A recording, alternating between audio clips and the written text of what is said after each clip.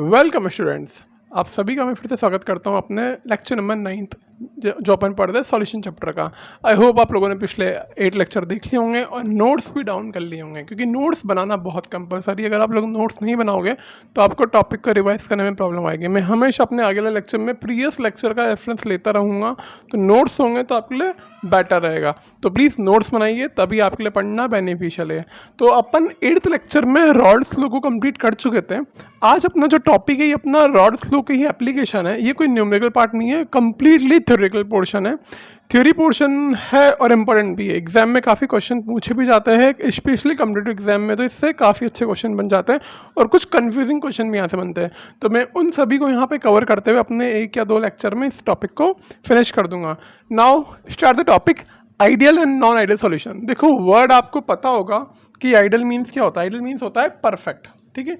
Ideal means is perfect. अब आप जो रॉड स्लो पढ़ रहे थे, आपने पढ़ तो लिया यहाँ पे कि p T equal to P A not x A plus P B not x P.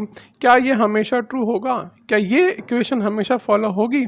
ऐसा नहीं है। अगर आपको क्लास 11th का याद हो, वहाँ आपने पढ़ी थी ideal gas equation, p v equal to n r t. उसमें भी कुछ वेरिएशन आते हैं। जो गैस उस इक्वेशन को फॉलो करे उसको बोलते थे बना ideal behaviour of gas. Otherwise जो उसको फॉलो ना करे वो नॉन आइडियल गैस कहलाती थी, ठीक है। तो मोस्ट ऑफ द केस में अपने नॉन आइडियल वाली कंडीशन फेस करनी पड़ती है, बट समझने के लिए अपन पहले आइडियल भी पढ़ते हैं और नॉन आइडियल भी पढ़ते हैं। तो देखते हैं अपना ये टॉपिक है अपना लिक्विड सॉल्यूशन का। यहाँ पे मैं सॉलिड वाली बात नहीं करूँगा, क्योंकि सॉलिड में आपको पता था कि वहाँ पे एक का वेपर प्रेशर 0 हो जाता था। यहाँ मैं दोनों कंपोनेंट लिक्विड में ही ले रहा हूँ, दैट इज ए और बी आपके दोनों लिक्विड रहेंगे। तो लिक्विड सॉल्यूशन को रॉड स्लो के बेस पे मैंने डिफाइन किया आइडल एंड नॉन आइडल, ठीक है।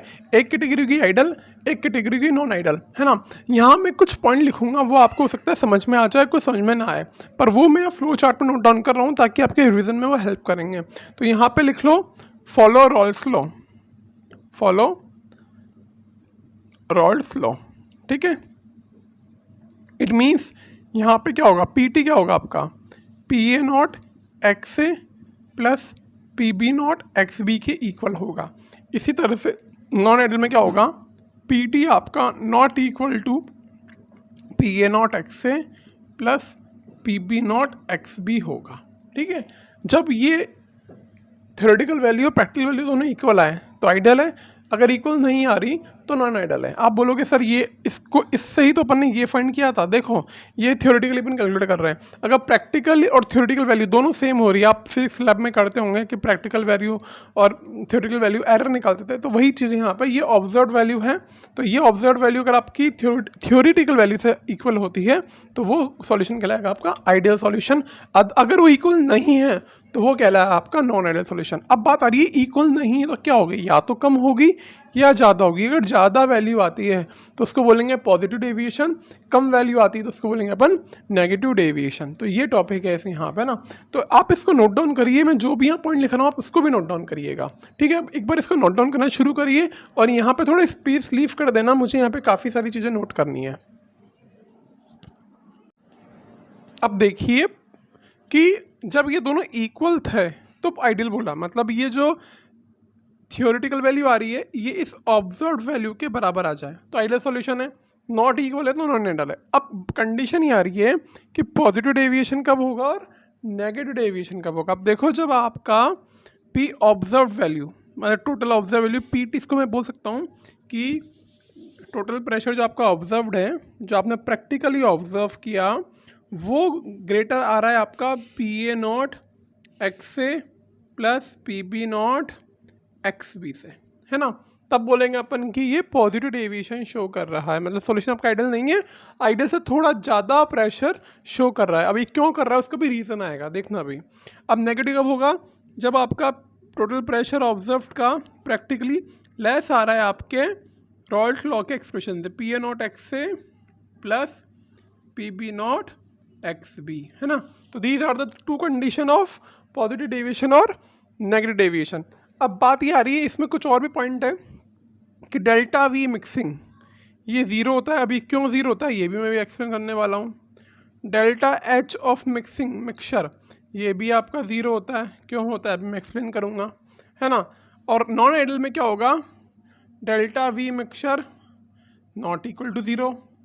और delta H of mixture not equal to zero. Delta h मतलब एंथैल्पी चेंज, है ना, अभी समझाऊंगा क्या होता है। अब यहाँ पे दोनों क्या होंगे, not equal to zero, not equal to zero. अब पॉजिटिव में क्या होंगे, वो थोड़े से ज़्यादा होंगे, delta V mixer greater than zero, और नेगेटिव में डेल्टा वी मिक्सचर क्या होगा आपका, लेस देन ज़ीरो। इसी तरह से डेल्टा एच ऑफ मिक्सिंग ये क्या होगा, ग्रेटर देन ज़ीरो, और delta H of mixing for non idol यानी नेगेटिव के लिए लेस देन ज़ीरो। ये आपकी कुछ 3 कंडीशन है जो पॉजिटिव और नेगेटिव में डिफ्रेंशिएट करने में आपको काम आएगी, इसलिए मैंने बोला था थोड़ी स्पेस लीव करिएगा नोट डाउन करने के लिए। अब आप इस फ्लो चार्ट को पूरा नोट कर सकते हैं।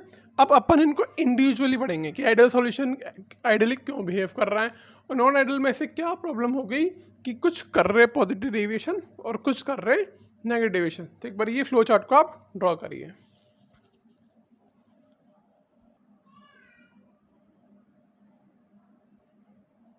ठीक है, अब अपन को डिटेल में पढ़ना है आइडियल सॉल्यूशन। देखो अब डेफिनेशन वाइज क्या होगा ideal solution, the solution which obeys Raoult's law over the entire range of concentration is known as ideal solution. मतलब जो रॉल्स लॉ वाली कंडीशन थी P T equal to P A not x A plus P B not x P, वो X A और X P की value कुछ भी हो, मोल्स कुछ भी वैरी करे, कंसंट्रेशन कुछ भी वैरी करे, वो इक्वेशन हमेशा फॉलो होना चाहिए, यानी कि जो प्रैक्टिकल वैल्यू है वही आपकी थ्योरेटिकल वैल्यू से मैच होनी चाहिए, तो सॉल्यूशन आपका क्या है, आइडियल सॉल्यूशन है।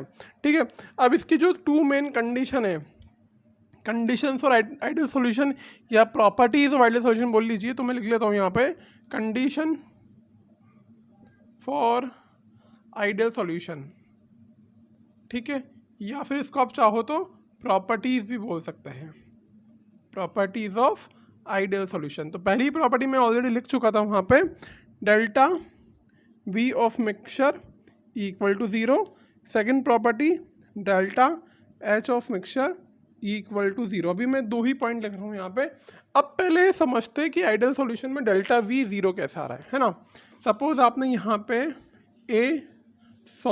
ए कंपोनेंट लिया इंडिविजुअली, है ना, ये आपका ए का पार्ट है इंडिविजुअली, ठीक है, और ये आपने बी वाला कंपोनेंट लिया इंडिविजुअली, अलग अलग लिया। अभी आपने इनका सॉल्यूशन नहीं बनाया है, ठीक है, ये आपका ए है और ये आपका बी है। सपोज इसका वॉल्यूम आपने ले लिया 500 ml और इसका ले लिया आपने 300 ml, V1 V2। तो आपका जो नेट वॉल्यूम होगा जब आप इनको ऐड करोगे, तो आपका क्या होगा, ये ए और बी आपस में मिक्स हो जाएंगे। तो आप बोलोगे कि सिर्फ वॉल्यूम अब हो जाएगा अपना V फाइनल कितना हो जाएगा अपना, ये V इनिशियल था तो V फाइनल हो जाएगा that is V1 plus V2 बोल दूँ मैं, यानी कि ये V1 है ये V2 है, तो वो हो जाएगा 800 ml, है ना। सॉल्यूशन करने पे 800 ml आया, तो इनिशियल में जो इन वॉल्यूम का सम आ रहा है वही वॉल्यूम आपका फाइनल में भी आ रहा है, यानी कि जो चेंज है वॉल्यूम में कोई चेंज नहीं हुआ। पर ये सिर्फ आइडियल सॉल्यूशन की कंडीशन है। नॉन आइडियल में क्या होगा, रिएक्शंस होने पे, फोर्स ऑफ इंट्रैक्शन वेरी करने पे वॉल्यूम थोड़ा सा या तो बढ़ जाता है या थोड़ा सा कम हो जाता है ना। तो यहाँ इस वाली कंडीशन में जब वॉल्यूम आपका इनिशियल जो वॉल्यूम था वही फाइनल वॉल्यूम आए, वो क्या लाएगा आपका आइडियल सॉल्यूशन। जो यहाँ पे पी बी की वैल्यू है वो होगी पी बी नॉट, सॉरी ये ए वाला है आपका, पी ए की वैल्यू होगी P A nought, P A equal to P A not X से बने तो P equal to P A nought हो जाएगा, और यहाँ पे पी बी की वैल्यू हो जाएगी P B not x B यहाँ पे 1 आएगा तो वो पी बी नॉट हो जाएगा। जब इनको ऐड करूँगा तो यहाँ पे जो पी टी होगा वो मुझे P B not x A plus P B not x B मिलेगा, और ये वैल्यू जो थ्योरेटिकली आएगी वही वैल्यू आपकी प्रैक्टिकली आएगी, है ना। तो ये कंडीशन आई डेल्टा वी की, ठीक है, डेल्टा वी मतलब चेंज वॉल्यूम में कुछ भी नहीं होगा। हाँ, अब सेकंड क्वेश्चन है एंथैल्पी, यानी कि जब भी कोई आपकी एडिशन कर रहे हो आप 2 डिफरेंट कंपोनेंट्स का, तो यहाँ पे हीट में भी कोई चेंज नहीं आ रहा। जो यहाँ पे H की वैल्यू थी वही H की वैल्यू यहाँ एंड में आ रही है, यानी कि neither heat absorb neither heat evolve, ना तो हीट एब्जॉर्ब हुई ना हीट इवॉल्व हुई, जैसा यहाँ पे एंथैल्पी थी वही एंथैल्पी आ रही है, एंथैल्पी में कोई चेंज नहीं आ रहा है, यानी कि change in enthalpy is zero. तो ये जब दो कंडीशन आएगी तो आप बोलेंगे कि ये आइडियल सॉल्यूशन की तरह बिहेव कर रहा है। अब बात ये आती है कि वाई ये दिस बिकम जीरो, ये चेंज क्यों नहीं आ रहा? तो इसका रीज़न होता है, इसका रीज़न मैं आपको लिखा देता हूँ, एनसीईआरटी में वैसे मेंशन्ड है। इसका रीज़न है, सपोज ये आपका ए टाइप का कंपोनेंट है, तो इसमें कोई ए इंट्रैक्शन लग रहा है इनके मॉलिक्यूल के बीच में, ये जो लग रहा है ये आपका ए इंट्रैक्शन है। और सपोज ये बी टाइप का जो इंट्रैक्शन है उसमें बी इंट्रैक्शन लग रहा है, ठीक है। अब देखो जब यहाँ पे इनमें लग रहा है ए इंट्रैक्शन, मतलब कोई फोर्स होगा, अब वो चाहे वो वेंडरवॉल बॉन्ड फोर्स हो, चाहे हाइड्रोजन बॉन्ड फोर्स हो, एक्सोजेट कुछ भी फोर्स हो, आई डोंट केयर, उससे मुझे मतलब नहीं, बस मुझे पता है यहाँ पे कोई ए फोर्स लग रहा है, यहाँ कोई बी फोर्स लग रहा है, इन दोनों के बीच में है ना इंडिविजुअली। जब मैंने मिक्स करा तो अब वो फोर्स हो जाएगा A B force, A B type का।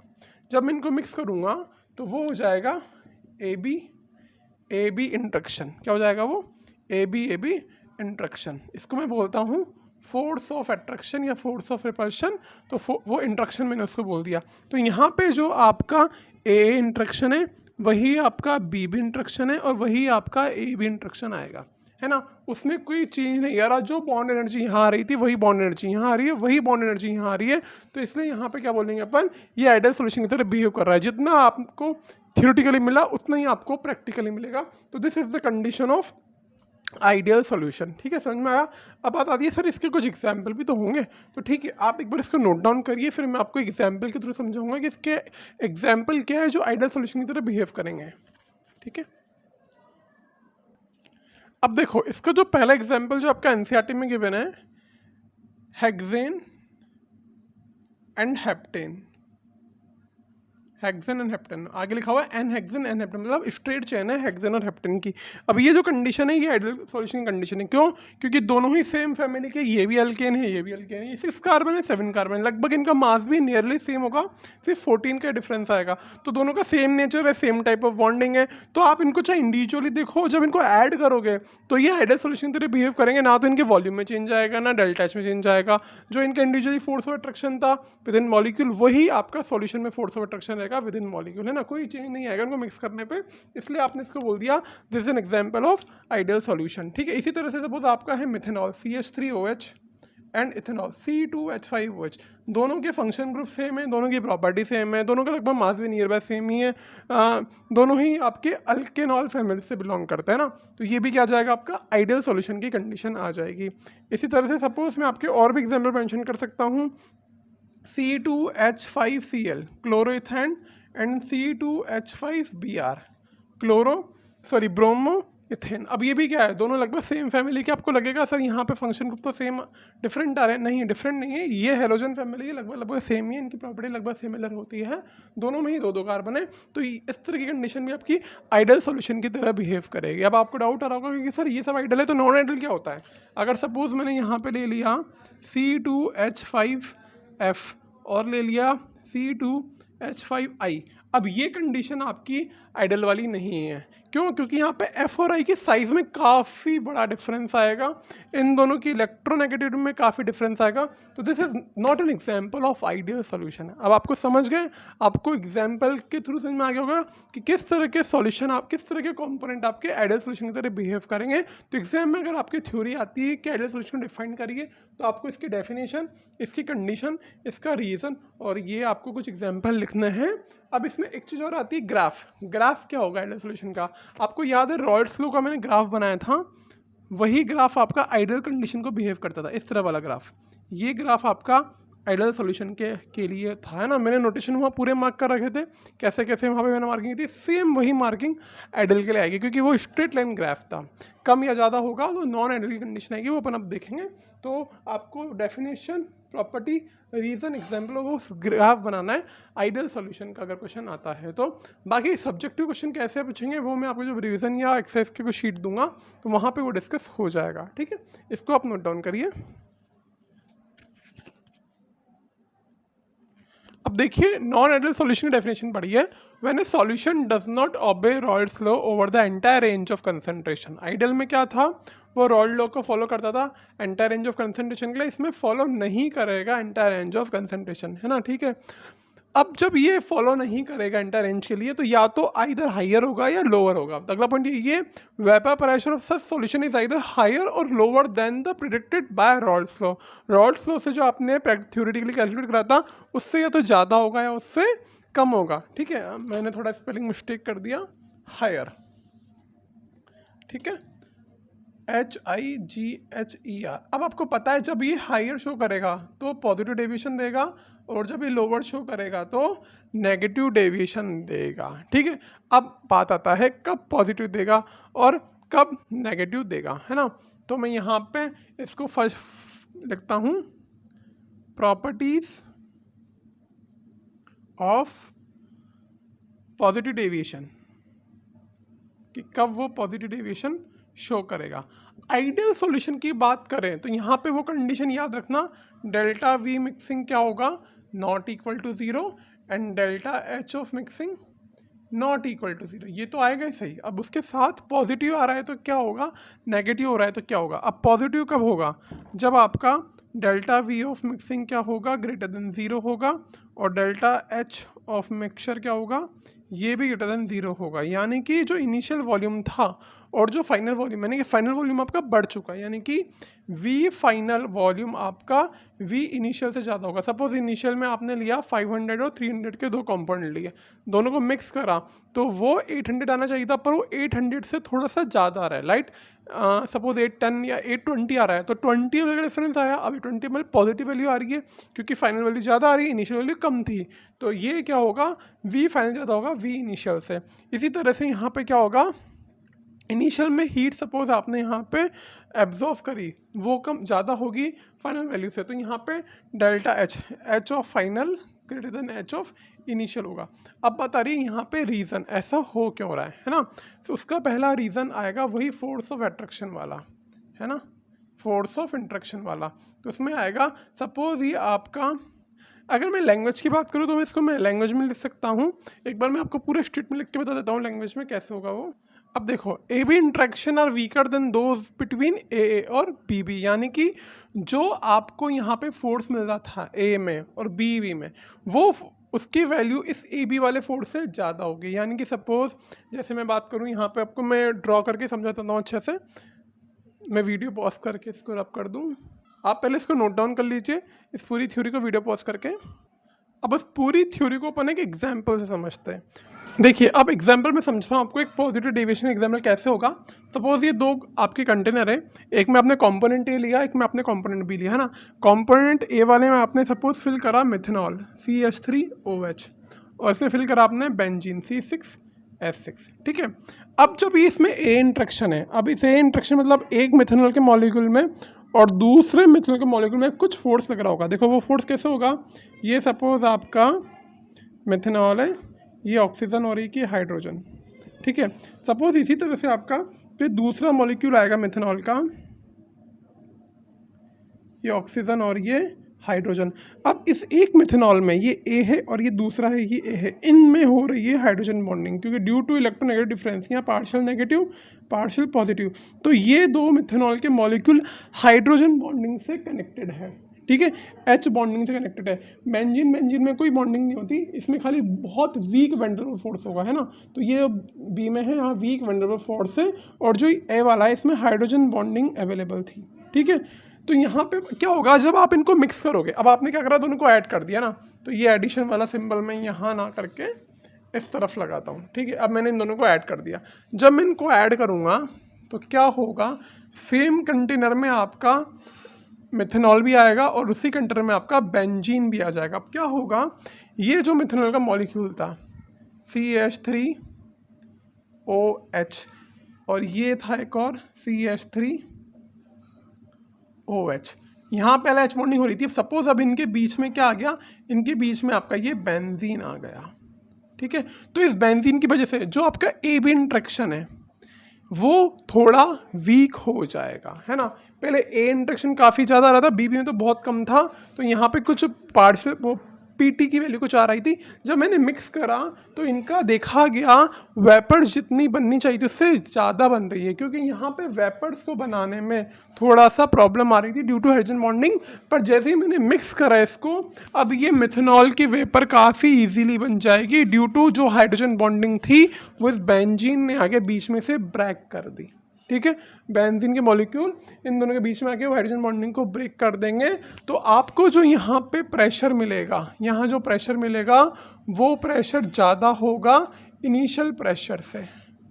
ठीक है, वो प्रेशर ज़्यादा होगा इनिशियल प्रेशर से। जो प्रेशर मुझे यहाँ मिल रहा था उससे ये प्रेशर ज़्यादा मिलेगा।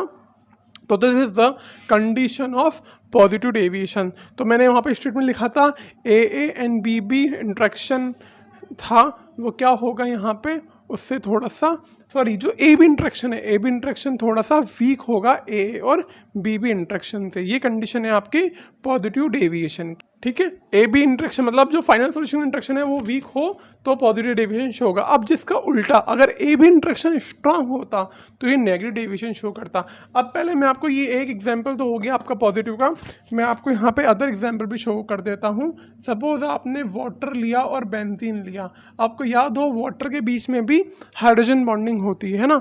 ये टॉपिक अपने क्लास 11th में बॉन्डिंग में पढ़ा होगा। जब मैं बॉन्डिंग के वीडियो डालूंगा 11th के लिए तो आप उसको रिवाइज करिएगा। तो यहाँ पे पहले एच बॉन्डिंग थी, जब मिक्स करूँगा तो वो उनकी एच बॉन्डिंग के बीच में बेंजीन आ जाएगा। तो इस तरह के सॉल्यूशन भी आपके पॉजिटिव डेविएशन शो करेंगे। ठीक है, एक एग्जांपल तो ये हो गया। सेकंड एग्जांपल आपका वो हो गया इसी तरह से सपोज मैंने वाटर ले लिया और साथ में मैंने कोई भी C2H5Cl ले लिया, है ना, क्लोरीथिन ले लिया। तो ये भी आपका एग्जांपल किसका हो जाएगा, पॉजिटिव डेविएशन का एग्जांपल हो। अब थर्ड एग्जांपल देखिए, सपोज मैंने अल्कोहल ले लिया CH3OH और एक मैंने इथेन ले लिया C2H6। एक तो अल्कोहल ले लिया और एक मैंने ले लिया C2H6, दोनों अलग अलग फैमिली के। तो between two molecule of methanol H bonding होगी, पर ये इथेन आके यहाँ की इनके एच बॉन्डिंग को वो थोड़ा सा ब्रेक कर देगा। तो जो ए बी इंट्रैक्शन है वो वीक होगा ए और बी बी के इंट्रैक्शन से। तो this is again condition of positive deviation. आपको वेपर थोड़ी ज़्यादा मिलेगी, जितना आपने सोचा उससे ज़्यादा मिलेगी, क्योंकि आपने इसके बीच में जो फोर्स ऑफ अट्रैक्शन था ए में आपने उसको वीक कर दिया। ठीक है, अब बात आ रही है, जब मैं यहाँ पे पॉजिटिव डेविएशन कंडीशन ले रहा हूँ तो आपका ग्राफ किस तरह का आएगा। मेन आपको ग्राफ का नेचर समझना है, वो कैसे होगा तो उसको समझिए।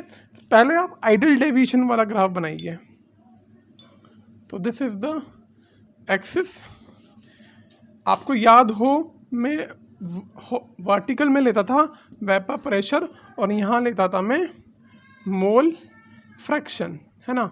यहाँ मैंने XA की वैल्यू को 0 करा तो XP मेरा 1 हो जाएगा। यहाँ मैंने XA को 1 करा तो XB मेरा 0 हो जाएगा। ठीक है, अब जैसे जैसे XA की वैल्यू बढ़ेगी मेरी PA की वैल्यू बढ़ जाएगी। ठीक है, तो ये हो गया मेरा PA0, है ना, और ये हो गया मेरा PA = PA0 XA। जैसे जैसे मेरी XA की वैल्यू बढ़ेगी वैसे वैसे मेरी क्या हो जाएगी, PB की वैल्यू बढ़ जाएगी। तो ये मेरा हो गया PB0, है ना। इन दोनों को ऐड करता हूँ तो ये आती मेरी लाइन PT की। ठीक है, ये मेरा PB की लाइन और ये मेरी PT की लाइन। पर अब पॉजिटिव डेविएशन में क्या होगा, आपको याद है आपने जितना सोचा उससे ज़्यादा वैल्यू आपको मिलेगी। तो ये जो PT आ रहा था इससे थोड़ा सा ऊपर आपको उसका डेविएशन शो होगा।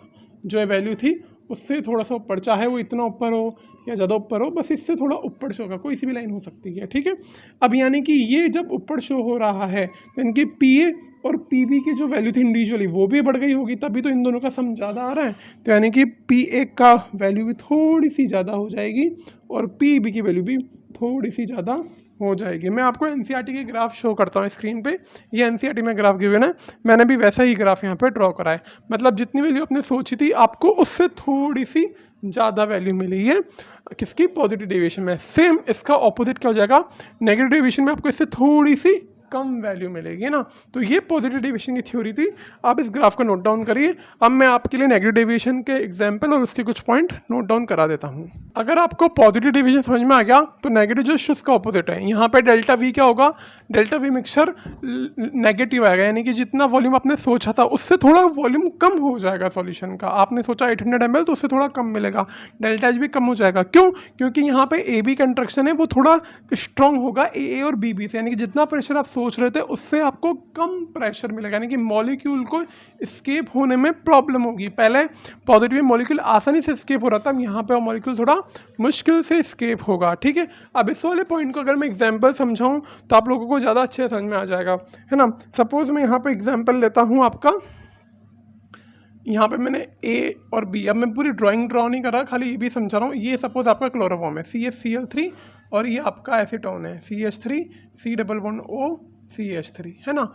अब यहाँ पे CHCl3 के मॉलिक्यूल्स में आपस में कोई भी इंट्रैक्शन नहीं आ रहा, थोड़ा बहुत होगा तो वीक इंट्रैक्शन आएगा, कोई इंट्रैक्शन खास नहीं आ रहा। और एसीटोन के भी दो मॉलिक्यूल में कोई फोर्स नहीं लग रहा, ठीक है। तो ये इसमें हो जाएगा BB में वेरी वीक, और ये भी very weak force of attraction, ठीक है, very weak force of attraction. पर जब आप इन दोनों को ऐड करोगे, ठीक है, इन दोनों को ऐड करोगे तो अब देखो ये है आपका Cl3H और ये आपका हो गया एसीटोन, ठीक है। अब क्या हो जाएगा, अब यहाँ पे क्या है, इलेक्ट्रोनेगेटिव डिफरेंस आ रहा है और यहाँ पार्शियल नेगेटिव आएगा तो यहाँ पार्शियल पॉजिटिव, ये इसमें क्या हो जाएगी, हाइड्रोजन बॉन्डिंग हो जाएगी।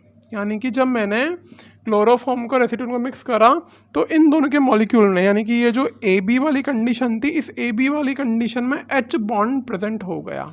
अब बताओ AA और BB वीक थे, जब AB मिक्स करे तो स्ट्रॉन्ग बॉन्ड बन गया। तो आप जब इनको यहाँ पे एनर्जी मिलेगी तो क्या ये वेपराइज हो पाएंगे आसानी से? नहीं हो पाएंगे, क्योंकि ये स्ट्रॉन्ग बॉन्ड से कनेक्ट हो गए, इनको ज़्यादा एनर्जी रिक्वायर्ड है। तो इसलिए आप जितना वेपर प्रेशर सोच रहे थे कि मुझे इतना PT मिलेगा, उससे आपको वैल्यू थोड़ी सी कम मिल जाएगी due to this hydrogen bond present between A and B। तो इस तरह की कंडीशन में क्या हो जाएगा, प्रेशर आपको उम्मीद से थोड़ा कम मिलेगा, उम्मीद से दुगना नहीं, उम्मीद से कम मिलेगा। उम्मीद से ज़्यादा मिलता है पॉजिटिव डेविएशन में, उम्मीद के बराबर मिलेगा आपको आइडियल सॉल्यूशन में, और उम्मीद से कम मिलेगा आपको नेगेटिव डेविएशन में। This is the condition for negative deviation. अब इसके कुछ और भी एग्जाम्पल है, मैं आपको और भी एग्जाम्पल समझा देता हूँ जहाँ भी इस तरह कंडीशन आएगी। जैसे सपोज आपका यहाँ पर लिख लीजिए एग्जाम्पल, पहला एग्जाम्पल तो आपका हो गया CHCl3 एंड CH3COCH3, है ना। कोई भी एग्जाम्पल ले लो आप, जैसे H2SO4 प्लस वाटर।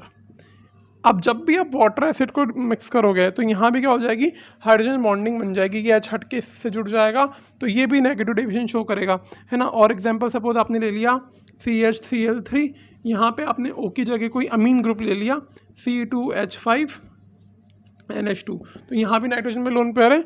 ये नाइट्रोजन उस CHCl3 के हाइड्रोजन को क्या करेगा, CHCl3 उसके हाइड्रोजन के साथ H बॉन्डिंग क्रिएट कर लेगा due to difference in electronegativity. तो इस तरह के सॉल्यूशन क्या देंगे आपको, नेगेटिव डेविएशन शो करेंगे। अब फाइनली इसका ग्राफ देख लेते हैं। इसका ग्राफ कैसे बनेगा, सबसे पहले आपको आइडियल का ग्राफ बनाना है। आइडियल के ग्राफ में क्या करेंगे अपन, जितना आपको आइडियल में मिल जाता उससे थोड़ा सा कम प्रेशर मिलेगा। तो बस मैं शॉर्टली ग्राफ बना देता हूँ, मार्किंग में नहीं कर रहा। आपको स्क्रीन पर NCERT वाला ग्राफ शो हो रहा होगा, ये आपका आइडियल का ग्राफ था।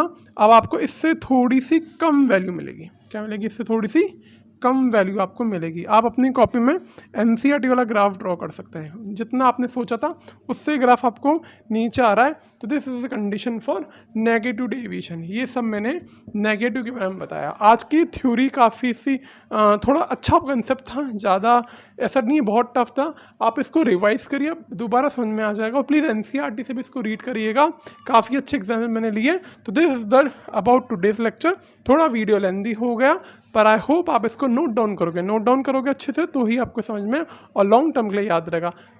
कंटिन्यू पढ़ते रहिए, मिलते अपन अपने अगले वीडियो में। मैं आपको काफ़ी और भी अच्छी थ्योरी और क्वेश्चन कराने वाला हूँ।